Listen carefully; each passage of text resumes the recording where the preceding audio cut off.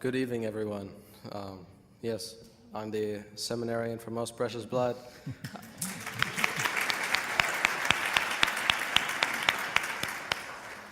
I'd like to share a little bit of my vocation story with you all because I've only come to this parish recently and many of you don't know me, so I'll share with you a little bit of myself.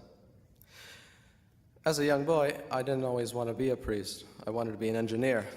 My father was an engineer, and he would bring home his pieces of graph paper with the little squares on them, and I'd draw little square buildings.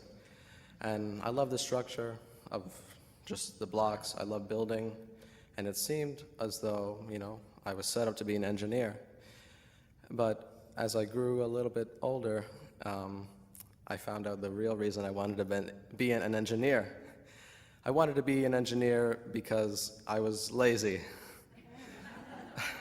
My father has a saying, engineers are lazy people who want to be lazier, so they work really hard so they can be lazy. And so, listening to that, you might not think, that I would become a priest. Priests are definitely not lazy people. We can see by Father David. But God has a way of changing the hearts of men. And I was raised a cradle Catholic, born in the faith, and I kind of went through the sacraments, willy-nilly, not really paying attention to them. But it wasn't until confirmation until I really understood the depth of my faith. I really got to thank my grandmother for that. She's a really strong pillar of faith in my life and the family.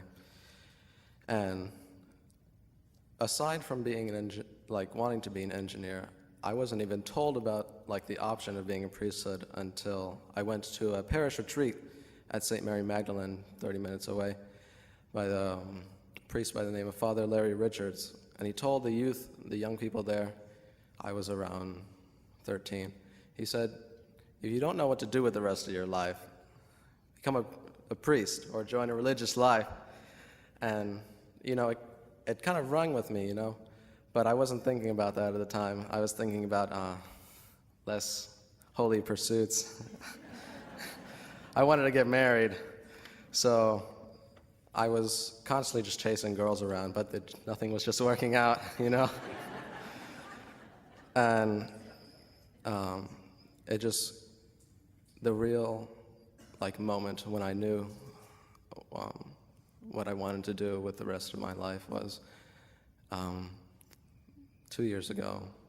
It was in my junior year of high school, and I went to a retreat, a youth group retreat, and it was on a Saturday, and there were confessions going on. And I went to confession to the priest, and I told him I wanted to learn to love the way Christ loves. And he smiled at me and with the eyes of Christ, and he said, be a priest. And it just, it hit me like a sack of bricks, And from then on, I knew what I wanted to do. Everything just came into place. And I decided to continue on step by step with the application process. It's kind of lengthy, just a lot of paperwork, but as I was, interviewing people on the vocation board, just talking to them, I became more and more reassured of where I was going. And the summer right before I got accepted, I got really scared for some reason. I didn't think I was going to make it. And I wanted to call Father Jorge, the vocation director, and tell him that I wanted to withdraw my application. And the day right before I planned to call, he called me and said I was accepted. And it was like dodged a bullet there, one. But I've just been growing so much the last couple of months, the last semester at St.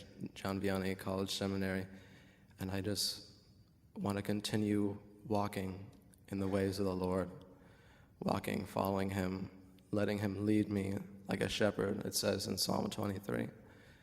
And I want to thank you all for your prayers, your support. I want to thank anyone else who's praying for me who aren't here.